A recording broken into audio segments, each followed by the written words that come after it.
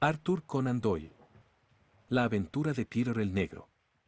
Nunca he visto a mi amigo en mejor forma, tanto mental como física, como en el año 95.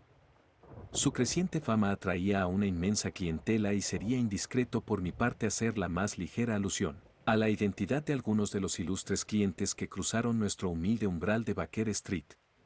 Sin embargo, Holmes, como todos los grandes artistas, vivía para su arte y, excepto en el caso del duque de Holdernesse, casi nunca le vi pedir un pago importante por sus inestimables servicios. Era tan poco materialista o tan caprichoso, que con frecuencia se negaba a ayudar a los ricos y poderosos cuando su problema no le resultaba interesante, mientras que dedicaba semanas de intensa concentración a los asuntos de cualquier humilde cliente cuyo caso presentara aquellos aspectos extraños y dramáticos que excitaban su imaginación y ponían a prueba su ingenio. En aquel memorable año de 1895, una curiosa y extravagante serie de casos había atraído su atención, desde la famosa investigación sobre la súbita muerte del cardenal Tosca, investigación que llevó a cabo por expreso deseo de su santidad el Papa, hasta la detención de Wilson, el conocido amaestrador de canarios, con la que eliminó un foco de infección en el East End de Londres. Pisándoles los talones a estos dos célebres casos llegó la tragedia de Woodman's con las misteriosísimas circunstancias que rodearon la muerte del capitán Peter Carey. La crónica de las hazañas del señor Sherlock Holmes quedaría incompleta si no incluyera algunos informes sobre este caso tan insólito.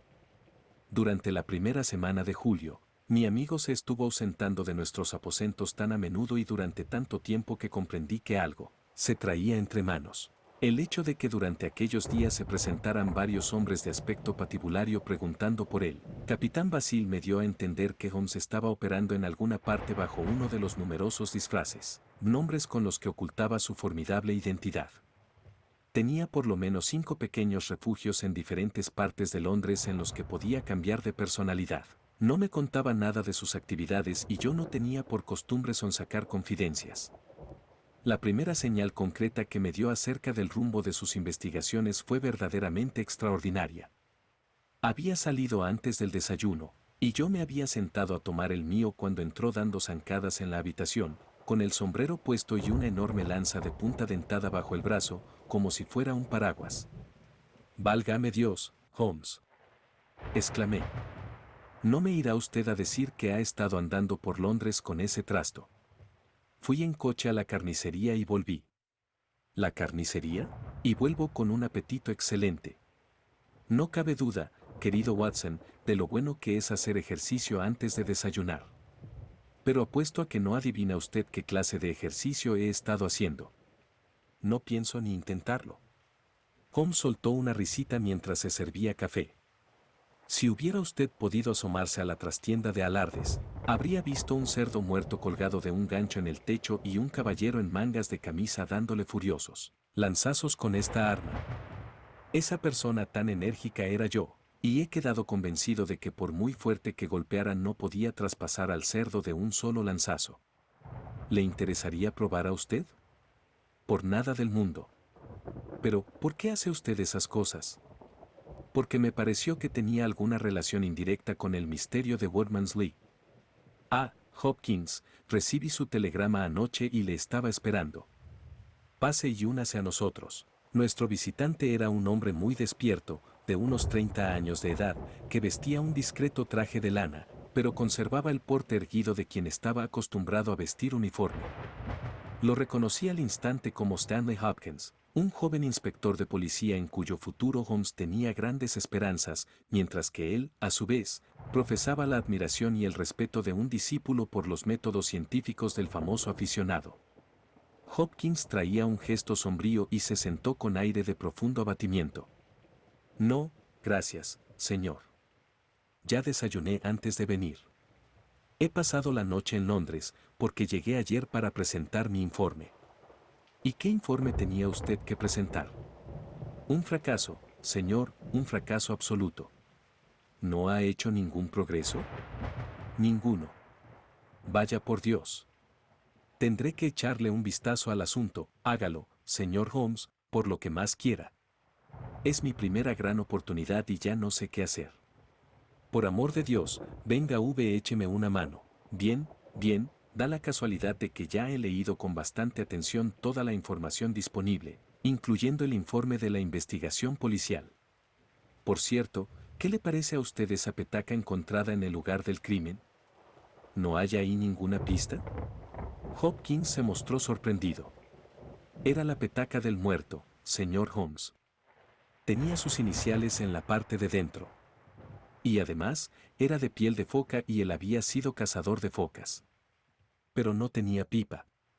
No, señor, no encontramos ninguna pipa, la verdad es que fumaba muy poco. Sin embargo, es posible que llevara algo de tabaco para sus amigos. Sin duda. Lo menciono tan solo porque si yo hubiera estado encargado del caso me habría sentido inclinado a tomar eso como punto de partida de mi investigación. Sin embargo, mi amigo el doctor Watson no sabe nada de este asunto. A mí no me vendría mal escuchar una vez más el relato de los hechos. Háganos un breve resumen de lo más esencial. Stanley Hopkins sacó del bolsillo una hoja de papel. Tengo unos cuantos datos que resumen la carrera del difunto, el capitán Peter Carey. Nació en el 45, así que tenía 50 años. Había sido un valeroso y próspero cazador de ballenas y focas. En 1883 mandaba el vapor Sea Unicorn, de Dundee, dedicado a la caza de focas. Realizó varios viajes seguidos, bastante provechosos, y al año siguiente, 1884, se retiró. Después se dedicó a viajar durante unos años, y por fin adquirió una pequeña propiedad llamada Woodman's Lee, cerca de Forest Row, en Sussex. Allí ha vivido durante 6 años, allí murió, hoy hace una semana. El hombre tenía algunas facetas bastante peculiares. En su vida privada era un estricto puritano, un tipo callado y sombrío. Vivía con su esposa, su hija de 20 años, 2 sirvientas. Estas dos cambiaban constantemente, que la vida en su casa no era muy alegre y, a veces, resultaba totalmente insoportable. El hombre se emborrachaba con frecuencia, cuando le daba el ataque se convertía en un completo demonio. Más de una vez sacó de casa a su mujer y a su hija en mitad de la noche, persiguiéndolas a latigazos por el jardín hasta que todo el pueblo se despertaba con los gritos. Una vez compareció ante el juez por haber agredido brutalmente al anciano vicario, que había ido a casa a reprenderle por su conducta. En pocas palabras, señor Holmes, costaría trabajo encontrar un tipo más peligroso que el capitán Peter Carey, y me han dicho que tenía el mismo carácter cuando estaba al mando de su barco. En el oficio se le conocía como Peter el Negro, no solo por su rostro atezado y el color de su poblada barba, sino también por sus arrebatos, que eran el terror de todos los que le rodeaban. Ni que decir tiene que todos sus vecinos lo odiaban y procuraban evitarlo, y que no he oído una sola palabra de lamentación por su terrible final. Seguramente, señor Holmes, en el informe de la indagación habrá leído acerca del camarote de Carey, pero puede que su amigo no sepa nada de esto. Se había construido una cabaña de madera, que él siempre llamaba el camarote, a unos cientos de metros de la casa, y dormía en ella todas las noches. Era una cabañita pequeña, con una sola habitación de 16 pies por 10. Guardaba la llave en el bolsillo, y él mismo se hacía la cama, limpiaba y no permitía que nadie más traspasara el umbral. A cada lado hay unas ventanas pequeñas, cubiertas por cortinas, y que nunca se abrían. Unos 5 metros por 3, una de estas ventanas daba a la carretera, y la gente que veía la luz por la noche solía señalarla, preguntándose qué estaría haciendo allí Peter el Negro. Esta, señor Holmes, es la ventana que nos proporcionó una de las pocas informaciones concretas que salieron a relucir en la indagación. Recordará usted que un albañil llamado Slater, que venía andando desde Forest Row a eso de la 1 de la madrugada, 2 días antes del crimen, se detuvo al pasar junto al terreno y se fijó en el cuadrado de luz que brillaba entre los árboles. Este albañil jura que a través de la cortina se veía claramente la silueta de un hombre con la cabeza girada hacia un lado, y que esta silueta no era de ningún modo la de Peter Carey, al que él conocía muy bien. Era la silueta de un hombre barbudo, pero de barba corta erizada hacia adelante, muy diferente de la del capitán. Eso es lo que dice, pero había estado 2 horas en el bar y hay bastante distancia desde la carretera hasta la ventana. Además, esto sucedió el lunes, el crimen se cometió el miércoles. El martes, Peter Carey se encontraba en uno de sus peores momentos. cegado por la bebida y tan peligroso como una fiera salvaje. Anduvo rondando por la casa y las mujeres salieron huyendo al oírlo venir. A última hora de la tarde se fue a su cabaña. A eso de las 2 de la mañana, su hija, que dormía con la ventana abierta, oyó un grito espantoso que venía de aquella dirección, pero como no tenía nada de extraño que aullara y vociferara cuando estaba borracho, no hizo caso. A las 7, al levantarse, una de las sirvientas se fijó en que la puerta de la cabaña estaba abierta, pero tal era el terror que aquel hombre inspiraba que hasta mediodía nadie se atrevió a acercarse a ver qué le había sucedido. Al atisbar por la puerta abierta vieron un espectáculo que las hizo salir corriendo hacia el pueblo con el rostro lívido de espanto. En menos de una hora yo ya estaba allí y me había hecho cargo del caso. Bueno, como usted sabe, señor Holmes, yo tengo los nervios bastante bien templados, pero le doy mi palabra de que me estremecí cuando metí la cabeza en aquella cabaña. Estaba llena de moscas y moscardones que zumbaban como un armonio y las paredes parecían las de un matadero. Él la llamaba el camarote, y verdaderamente era un camarote, cualquiera podría pensar que estaba en un barco. Había una litera en un extremo, un cofre de marino, mapas y cartas de navegación, una fotografía del Sea Unicorn, una hilera de cuadernos de bitácora en un estante, exactamente todo lo que uno esperaría encontrar en el camarote de un capitán. Y en medio de todo ello estaba él, con el rostro contorsionado como un alma condenada y sometida a tormento, y la frondosa barba apuntando hacia arriba en un gesto de agonía. Su ancho pecho estaba atravesado por un arpón de acero, que le salía por la espalda y se hundía profundamente en la pared que tenía detrás. Estaba clavado igual que un escarabajo de colección. Por supuesto, estaba muerto, y así había estado desde el instante en que lanzó aquel último grito de agonía. Conozco sus métodos, señor, los apliqué. Sin permitir que nadie tocase nada, examiné con la máxima atención los alrededores de la cabaña y el suelo de la misma.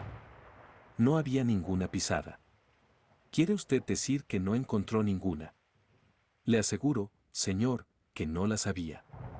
Mi buen Hopkins, he investigado muchos crímenes, pero aún no he encontrado ninguno cometido por un ser volador. Y mientras el criminal se sostenga sobre dos piernas, siempre quedará alguna señal, alguna rozadura, algún minúsculo desplazamiento detectable por un investigador científico. Resulta increíble que esta habitación embadurnada de sangre no contuviera ninguna huella que pudiera ayudarnos. Sin embargo, tengo entendido, por el informe de la indagación, que había ciertos objetos que usted no dejó de examinar.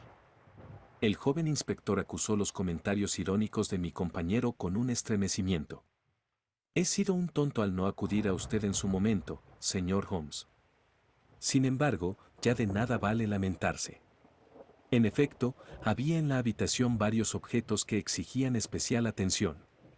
Uno de ellos era el arpón con el que se cometió el crimen. Lo habían cogido de un armero en la pared, allí había otros dos y quedaba un espacio vacío para el tercero. En el mango tenía grabadas las palabras, SS. Sea Unicorn, Dandy. Esto parecía indicar que el crimen se cometió en un arrebato de furia y que el asesino había echado mano a la primera arma que encontró a su alcance. El hecho de que el crimen se cometiera a las 2 de la madrugada y que, a pesar de la hora, Peter Carey estuviera completamente vestido, permitía suponer que se había citado con su asesino, lo cual parece confirmado por la presencia en la mesa de una botella de ron y dos vasos vacíos. Sí, dijo Holmes. Creo que las dos inferencias son aceptables. ¿Había algún otro licor en la habitación aparte del ron? Sí, encima del cofre de marino había un botellero con brandy y whisky, pero no tiene interés para nosotros, porque las frasques estaban llenas y, por tanto, no se habían usado. Aún así, su presencia tiene algún significado, dijo Holmes. Sin embargo, oigamos algo más acerca de los objetos que, según usted, parecen guardar relación con el caso. Tenemos la petaca de tabaco, que estaba encima de la mesa. ¿En qué parte de la mesa? En el centro. Era de piel de foca, piel áspera con pelo tieso, con una correíta de cuero para cerrarla. En la parte de dentro tenía las iniciales, PC. Contenía una media onza de tabaco fuerte de marinero. Excelente. ¿Qué más? Stanley Hopkins sacó del bolsillo un cuaderno de notas con tapas grisáceas muy gastadas y hojas descoloridas. En la primera página estaban escritas las iniciales, YHN, y la fecha, 1883. Holmes lo puso sobre la mesa y lo examinó con su minuciosidad habitual, mientras Hopkins y yo mirábamos, cada uno por encima de sus hombros. La segunda página llevaba estampadas las iniciales, CPR. A continuación venían varias hojas llenas de números. Había un encabezamiento que decía, Argentina, otro, Costa Rica, y otro, San Paulo, todos ellos seguidos por páginas llenas de signos y cifras. ¿Qué le dice a usted esto?, preguntó Holmes. Parecen ser listas de valores de bolsa. Es posible que YHN sean las iniciales de un corredor de bolsa y CPR, las de su cliente. ¿Y qué opina de Canadian Pacific Railway?, dijo Holmes. Stanley Hopkins soltó un taco entre dientes y se golpeó el muslo con el puño cerrado. ¡Qué estúpido he sido!, exclamó. Claro que es lo que usted dice. Ahora solo nos quedan por descifrar las iniciales, YHN. Ya he examinado las listas antiguas de la bolsa, pero no he encontrado ningún corredor, ni de los oficiales ni de los de fuera, cuyas iniciales coincidan con esas. Sin embargo, tengo la impresión de que esta es la pista más importante con la que cuento. Reconocerá usted, señor Holmes, que existe la posibilidad de que estas iniciales correspondan a la otra persona allí presente, es decir, al asesino. Insisto, además, en que la aparición en el caso de un documento referente a grandes cantidades de acciones de gran valor nos proporciona la primera indicación de un posible móvil para el crimen. El rostro de Sherlock Holmes revelaba que este nuevo giro del asunto le había desconcertado por completo. Tengo que admitir esos dos argumentos suyos, dijo. Confieso que este cuaderno, que no se mencionaba en el informe, modifica cualquier opinión que yo me pudiera haber formado. Había elaborado ya una teoría sobre el crimen en la que esto no tiene cabida. ¿Se ha molestado usted en seguir la pista a alguno de los valores que aquí se mencionan? Se está investigando en las oficinas, pero me temo que las listas completas de los accionistas de estos valores sudamericanos estén en Sudamérica, y tardaremos varias semanas en seguir la pista de las acciones. Holmes había estado examinando con su lupa las tapas del cuaderno. Parece que aquí hay una mancha de color, dijo.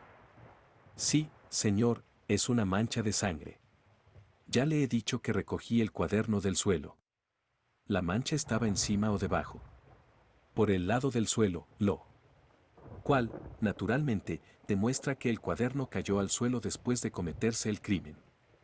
Exacto, señor Holmes. Me di cuenta de ese detalle y supuse que se le caería al asesino cuando éste huyó precipitadamente. Estaba muy cerca de la puerta. Supongo que no se habrá encontrado ninguna de estas acciones entre las propiedades del difunto. No, señor. ¿Tiene alguna razón para sospechar que el móvil fue el robo? No, señor. No parece que hayan tocado nada. Caramba, caramba, sí que es un caso interesante. Había también un cuchillo, ¿no es así? Un cuchillo metido en su vaina. Se encontraba caído a los pies de la víctima. La señora Carey lo ha identificado como perteneciente a su esposo. Holmes se sumió en reflexiones durante un buen rato. Bueno, dijo por fin, supongo que tendré que acercarme a echar un vistazo. Stanley Hopkins soltó una exclamación de alegría. Gracias, señor. No sabe el peso que me quita de encima. Holmes amonestó al inspector con el dedo. La tarea habría resultado más sencilla hace una semana, dijo. Pero, aún ahora, puede que mi visita no sea del todo infructuosa. Si dispone usted de tiempo, Watson, me gustaría mucho que me acompañara. Haga el favor de llamar un coche, Hopkins, estaremos listos para salir hacia Forest Row en un cuarto de hora. Tras apearnos en una pequeña estación junto a la carretera, recorrimos en coche varias millas a través de lo que quedaba de un extenso bosque que en otro tiempo formó parte de la gran selva que durante tanto tiempo mantuvo a raya a los invasores sajones, la impenetrable región arbolada, que fue durante 60 años el baluarte de Gran Bretaña. Se habían talado grandes extensiones, ya que en esta zona se instalaron las primeras fundiciones de hierro del país. Los árboles se utilizaron como leña para fundir el mineral. En la actualidad, los ricos yacimientos del norte han absorbido esta industria. Y solo los bosques arrasados y las grandes cicatrices de la tierra dan testimonio del pasado. En un claro que se abría en la verde ladera de una colina se alzaba una casa de piedra baja y alargada, a la que se llegaba por un sendero curvo que atravesaba el terreno. Más cerca de la carretera, rodeada de arbustos por tres de sus lados, había una pequeña cabaña con la puerta y una ventana orientadas en nuestra dirección. Aquel era el lugar del crimen.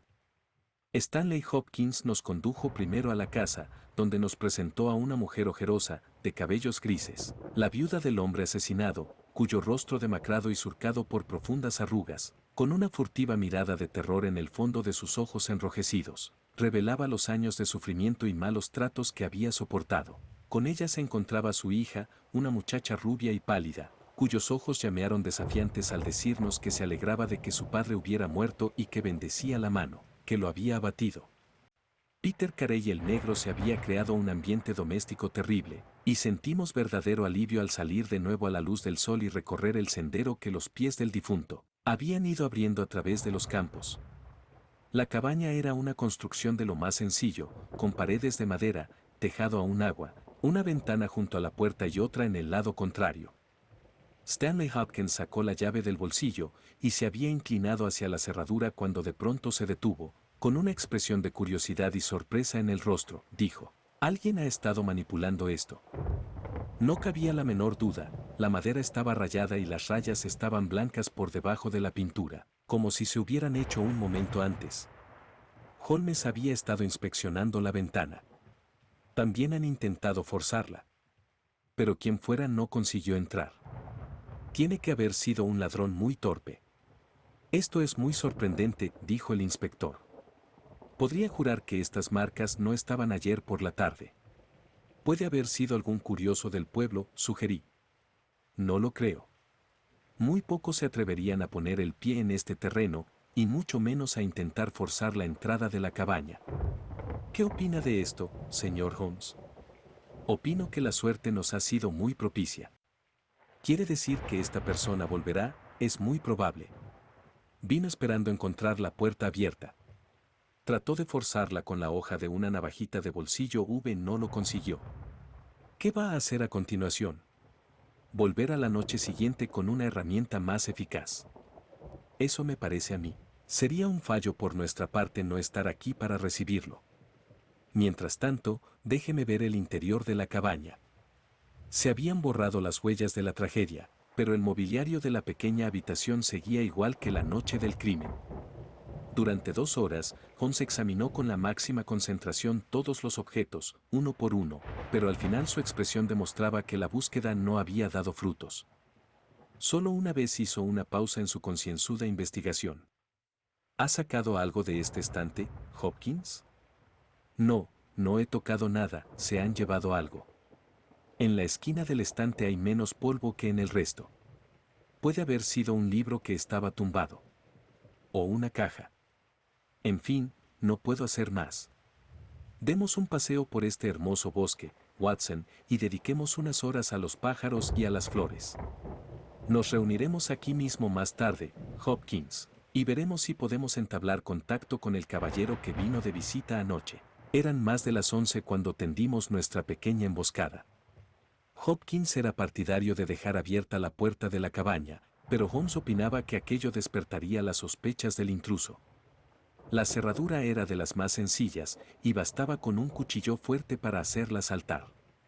Además, Holmes propuso que no aguardáramos dentro de la cabaña, sino fuera, entre los arbustos que crecían en torno a la ventana del fondo.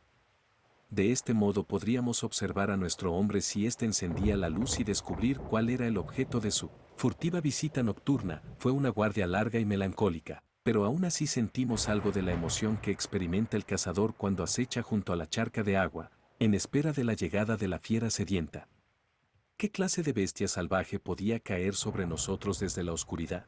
Sería un feroz tigre del crimen, al que solo podríamos capturar tras dura lucha con uñas y dientes, o resultaría ser un taimado chacal, peligroso tan solo para los débiles y descuidados. Permanecimos agazapados en absoluto silencio entre los arbustos, esperando que llegara lo que pudiera llegar.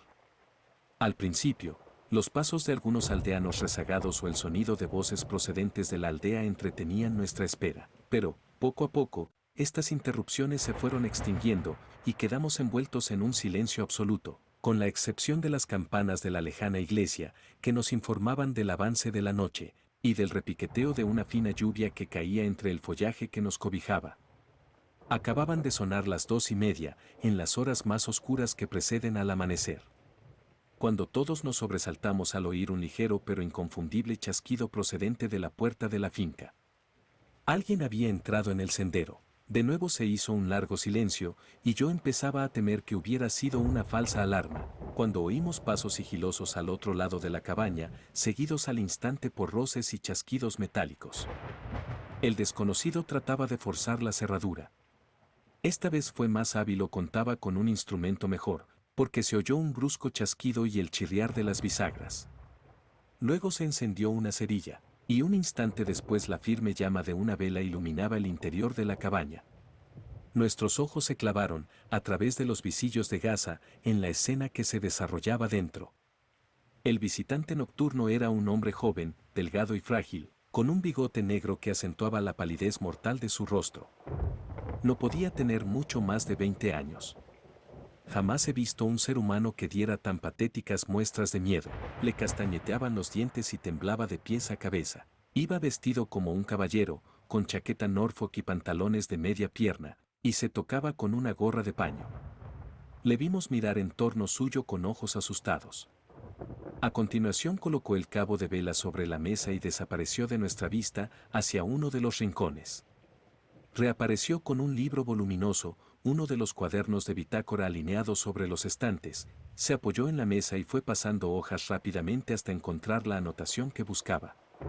Entonces hizo un gesto iracundo con el puño, cerró el libro, volvió a colocarlo en el rincón y apagó la luz. Apenas había dado media vuelta para salir de la cabaña, cuando la mano de Hopkins cayó sobre su cuello y pude oír el fuerte gemido de espanto que el individuo dejó escapar al comprender que estaba atrapado. Se encendió de nuevo la vela y contemplamos a nuestro miserable prisionero, tembloroso y encogido en manos del policía. Se dejó caer sobre el cofre de marino y nos miró uno a uno con expresión de desamparo. Y ahora, querido amigo, dijo Stanley Hopkins, ¿quién es usted y qué busca aquí? El hombre se recompuso y se enfrentó a nosotros, esforzándose por mantener la serenidad. Son ustedes policías, ¿verdad?, dijo. ¿Y creen que estoy complicado en la muerte del capitán Peter Carey? Les aseguro que soy inocente.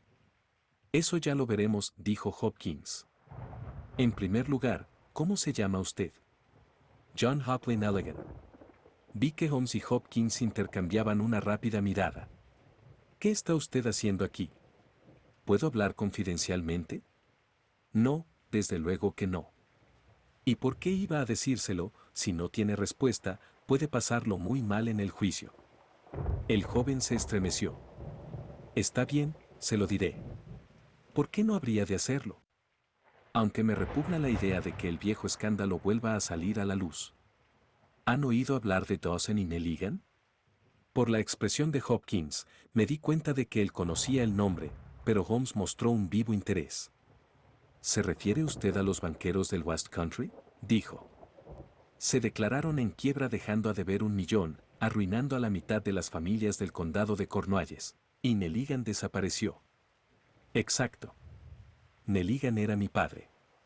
Por fin estábamos llegando a algo concreto, aunque todavía parecía existir un largo trecho de distancia entre un banquero fugitivo y el capitán Peter Carey, clavado a la pared con uno de sus propios arpones. Todos escuchamos con la máxima atención las palabras del joven, mi padre era el verdadero responsable.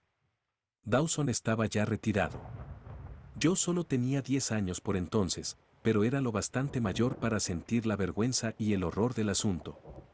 Siempre se ha dicho que mi padre robó todas las acciones y huyó, pero no es verdad. Él creía que si le daban tiempo para negociarlas todo iría bien y se podría pagar a todos los acreedores.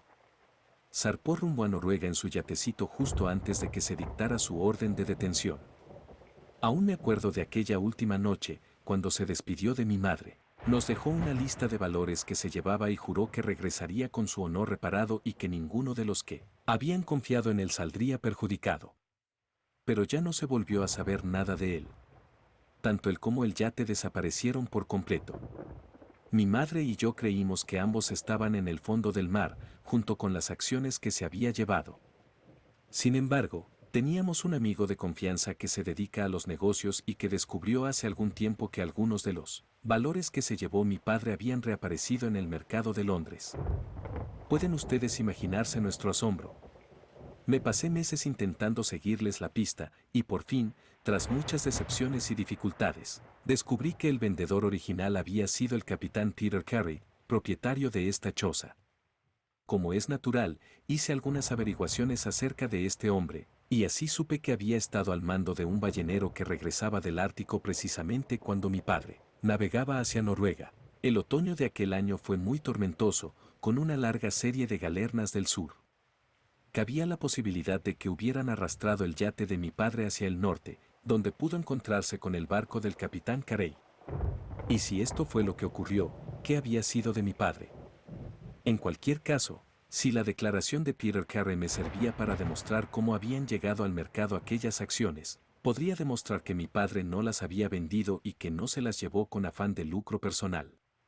Vine a Sussex con la intención de ver al capitán, pero justo entonces ocurrió su terrible muerte.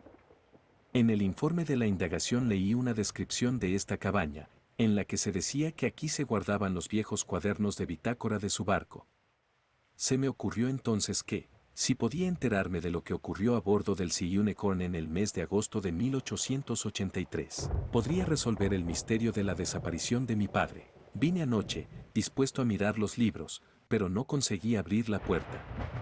Esta noche lo volví a intentar, con éxito, pero descubrí que las páginas correspondientes a ese mes habían sido arrancadas del libro. Y en ese momento caí preso en sus manos. ¿Eso es todo?, preguntó Hopkins. Sí, es todo, dijo el joven, desviando la mirada. ¿No tiene nada más que decirnos? El joven vaciló. No, nada. ¿No había estado aquí antes de anoche? No. Entonces, ¿cómo explica esto?, exclamó Hopkins, esgrimiendo el cuaderno acusador, con las iniciales de nuestro prisionero en la primera hoja y la mancha de sangre en la cubierta. El desdichado se desmoronó.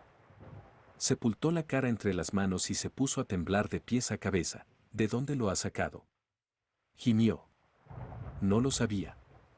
Creía que lo había perdido en el hotel. Con esto basta, dijo Hopkins secamente. Si tiene algo más que decir, podrá decírselo al tribunal. Ahora tendrá que venir andando conmigo hasta la comisaría. Bien, señor Holmes, le quedo muy agradecido a usted y a su amigo por haber venido a ayudarme. Tal como han salido las cosas, su presencia ha resultado innecesaria, y yo habría podido llevar el caso a buen término sin ustedes, pero a pesar de todo, les estoy agradecido. He hecho reservar habitaciones para ustedes en el Hotel Brambletty, así que podemos ir todos juntos hasta el pueblo. Bien, Watson, ¿qué opina usted de todo esto?, me preguntó Holmes a la mañana siguiente, durante el viaje de regreso a Londres. Me doy cuenta de que usted no ha quedado satisfecho. Oh, sí, querido Watson, estoy muy satisfecho. Claro que los métodos de Stanley Hopkins no me convencen. Me ha decepcionado este Stanley Hopkins, esperaba mejores cosas de él. Siempre hay que buscar una posible alternativa y estar preparado para ella. Es la primera regla de la investigación criminal. ¿Y cuál es aquí la alternativa? La línea de investigación que yo he venido siguiendo. Puede que no conduzca a nada, es imposible saberlo, pero al menos la voy a seguir hasta el final. Varias cartas aguardaban a Holmes en Baker Street.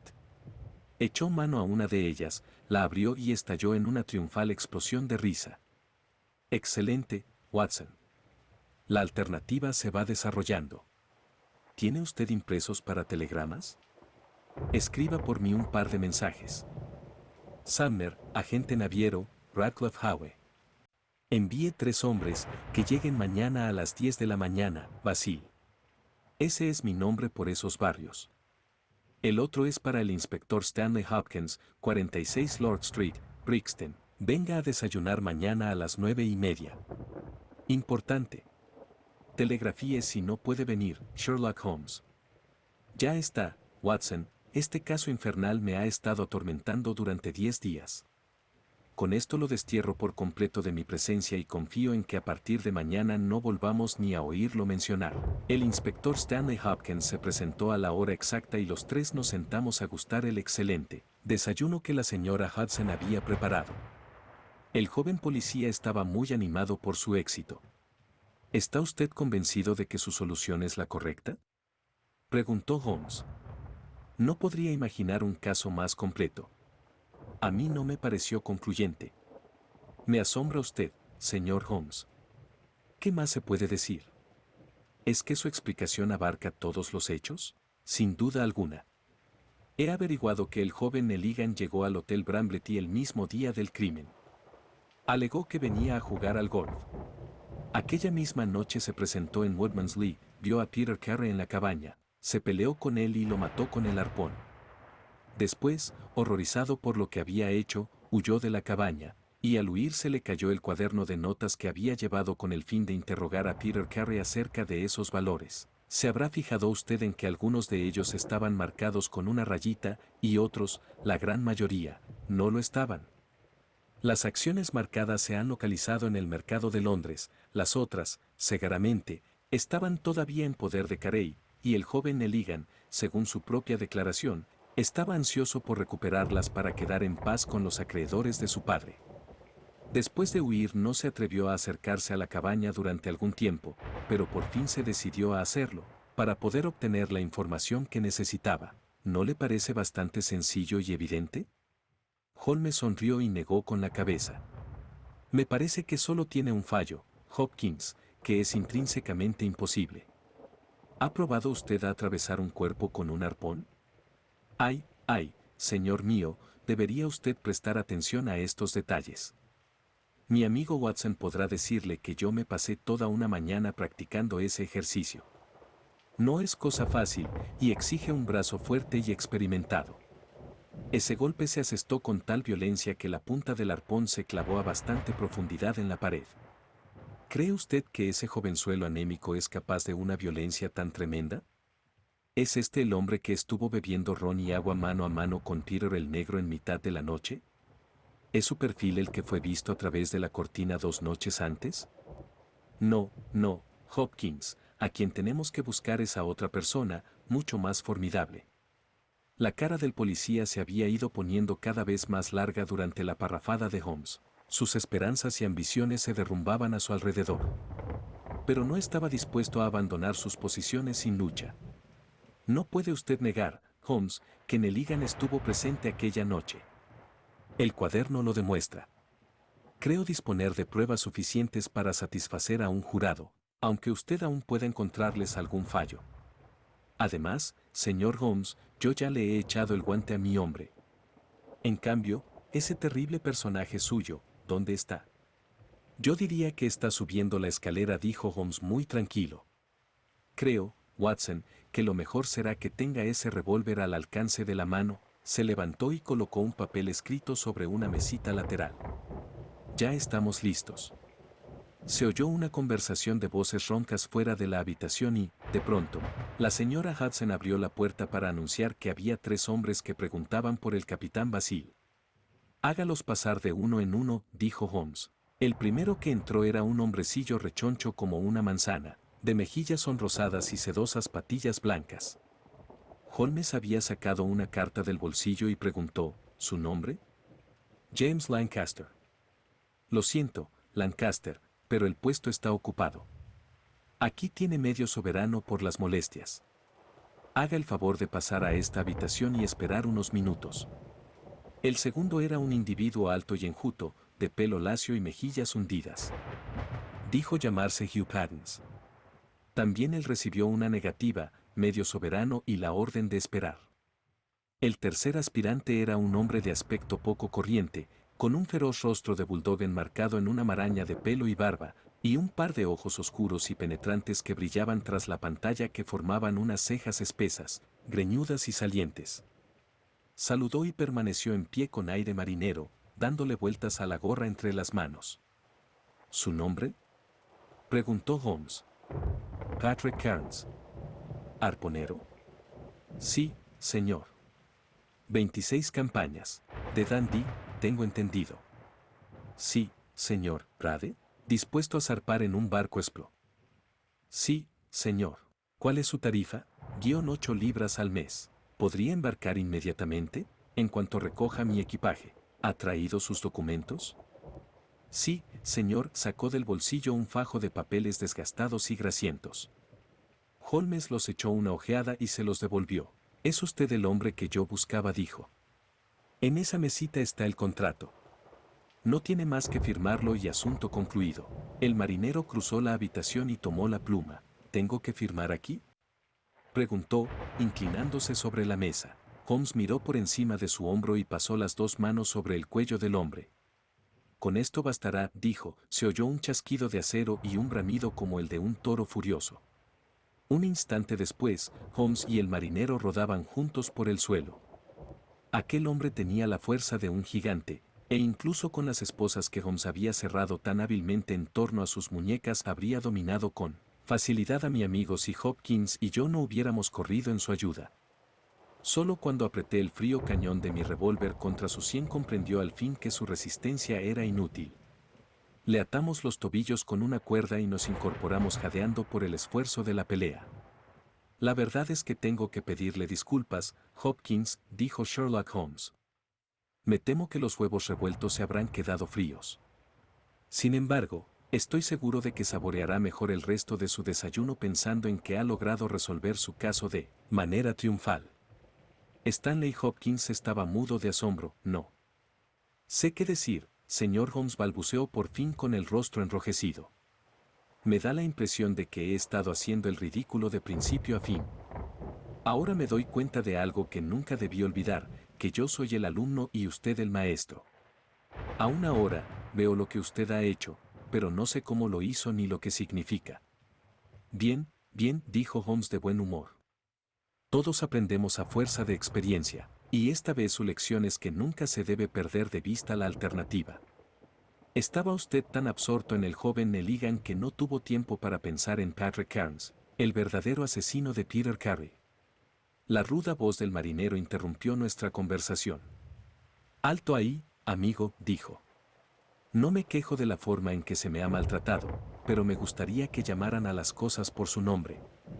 Dice usted que yo asesiné a Peter Carey, yo digo que maté a Peter Carey, que es algo muy distinto. A lo mejor no me creen ustedes. A lo mejor se piensan que les estoy colocando un cuento. Nada de eso, dijo Holmes. Oigamos lo que tiene usted que decir. Se cuenta en pocas palabras, y por Dios que cada palabra es la pura verdad. Yo conocía bien a Peter el Negro, así que cuando él sacó el cuchillo yo lo atravesé de parte a parte con un arpón, porque sabía que era su vida o la mía. Así es como murió. A ustedes puede parecerles un asesinato. Al fin y al cabo, tanto da morir con una cuerda al cuello como con el cuchillo de Peter el Negro clavado en el corazón. ¿Cómo llegó usted allí?, preguntó Holmes. Se lo contaré desde el principio. Pero permitan que me incorpore un poco para que pueda hablar con más facilidad. Todo sucedió en el 83. En agosto de aquel año. Peter Carey era capitán del Sea Unicum y yo era segundo arponero. Acabábamos de dejar los cielos con rumbo a casa, con vientos en contra y una galerna de sur cada semana, cuando divisamos una pequeña embarcación que había sido arrastrada hacia el norte. Solo llevaba un hombre a bordo, un hombre de tierra firme. La tripulación había creído que el barco se iba a pique y había tratado de alcanzar las costas de Noruega en el bote salvavidas. Seguramente se ahogaron todos. Bien, izamos a bordo a aquel hombre, y el capitán mantuvo con él varias conversaciones bastante largas en el camarote. El único equipaje que recogimos con él era una caja de lata. Por lo que yo sé, jamás se llegó a pronunciar el nombre de aquel hombre, y a las 2 noches desapareció como si nunca hubiera estado allí. Se dio por supuesto que se habría arrojado al mar o que habría caído por la borda a causa del temporal que sufríamos. Solo un hombre sabía lo que había sucedido, y ese hombre era yo, que había visto con mis propios ojos cómo el capitán lo volteaba y lo arrojaba por la borda, durante la segunda guardia de una noche oscura, 2 días antes de que avistáramos los faros de la Shetland. Pues bien, me guardé para mí lo que sabía y esperé a ver en qué iba a parar el asunto. Cuando regresamos a Escocia, se echó tierra al asunto y nadie hizo preguntas. Un desconocido había muerto por accidente y nadie tenía por qué andar haciendo averiguaciones. Poco después, Peter Carey dejó de navegar y tardé muchos años en dar con su paradero. Supuse que había hecho aquello para quedarse con el contenido de la caja de lata, y que ahora podría permitirse pagarme bien por mantener la boca cerrada. Descubrí dónde vivía gracias a un marinero que se lo había encontrado en Londres, y me planté allí para exprimirlo. La primera noche se mostró bastante razonable, y estaba dispuesto a darme lo suficiente para no tener que volver al mar por el resto de mi vida. Íbamos a dejarlo todo arreglado 2 noches después. Cuando llegué, lo encontré casi completamente borracho y con un humor de perros. Nos sentamos a beber y hablamos de los viejos tiempos, pero cuanto más bebía él, menos me gustaba la expresión de su cara. Me fijé en el arpón colgado de la pared y pensé que quizás lo iba a necesitar antes de que pasara mucho tiempo. Y por fin se lanzó sobre mí, escupiendo y maldiciendo, con ojos de asesino y un cuchillo grande en la mano. Pero antes de que lo pudiera sacar de la vaina, yo lo atravesé con el arpón. ¡Cielos! ¡Qué grito pegó! Y su cara todavía no me deja dormir. Me quedé allí parado, mientras su sangre chorreaba por todas partes, y esperé un poco. Todo estaba tranquilo, así que fui recuperando el ánimo. Miré a mi alrededor y descubrí la caja de lata en un estante. Yo tenía tanto derecho a ella como Peter Carey, así que me la llevé y salí de la cabaña. Pero fui tan estúpido que me dejé la petaca olvidada en la mesa. Y ahora voy a contarles la parte más rara de toda la historia. Apenas había salido de la cabaña cuando oí que alguien se acercaba y me escondí entre los arbustos. Un hombre llegó andando con sigilo, entró en la cabaña, soltó un grito como si hubiera visto un fantasma y salió corriendo a toda la velocidad de sus piernas hasta perderse de vista. No tengo ni idea de quién era y qué quería. Por mi parte, caminé 10 millas, tomé un tren en Tunbridge Wells y llegué a Londres sin que nadie se enterara. Cuando me puse a examinar el contenido de la caja, vi que no había en ella dinero, nada más que papeles que yo no me atrevía a vender. Ya no podía sacarle nada a Peter el Negro y me encontraba embarrancado en Londres sin un chelín. Lo único que me quedaba era mi oficio. Leí esos anuncios para arponeros a buen sueldo, así que me pasé por la agencia y ellos me enviaron aquí.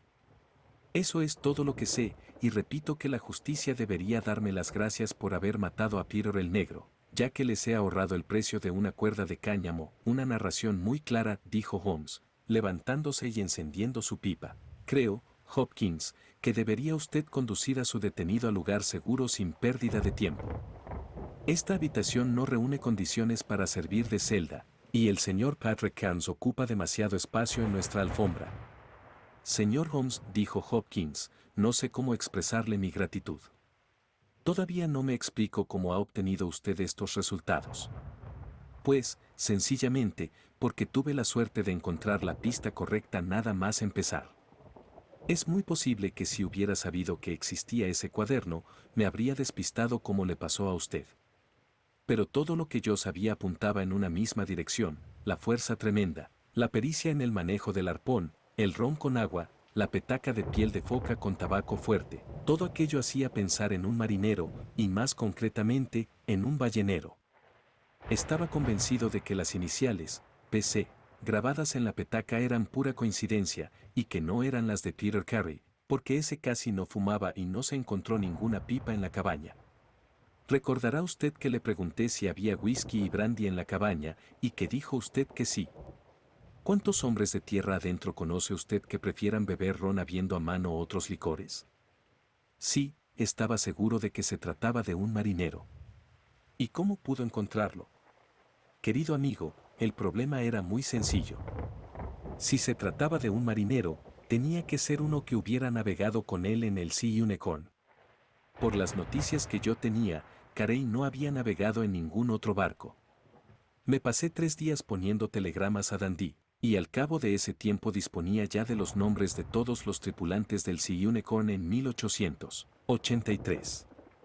Cuando encontré un Patrick Cairns entre los arponeros, comprendí que mi investigación se acercaba a su fin. Deduje que lo más probable era que mi hombre se encontrara en Londres y deseara ausentarse del país durante algún tiempo. Así que me pasé unos días en el East End, corriendo la voz de una expedición al Ártico y ofreciendo pagas tentadoras a los arponeros dispuestos a embarcarse a las órdenes del capitán Basil. Y aquí puede ver los resultados. Maravilloso. Exclamó Hopkins, maravilloso. Tiene usted que hacer que pongan en libertad al joven Nelligan lo antes posible, dijo Holmes. Confieso que opino que le debe usted algunas disculpas. Habrá que devolverle la caja de lata, aunque, por supuesto, las acciones que Peter Carey vendió están perdidas para siempre. Aquí viene el coche, Hopkins, ya puede usted llevarse a su hombre. Si me necesita para el juicio, nos encontrará a Watson y a mí en alguna parte de Noruega. Ya le enviaré detalles concretos.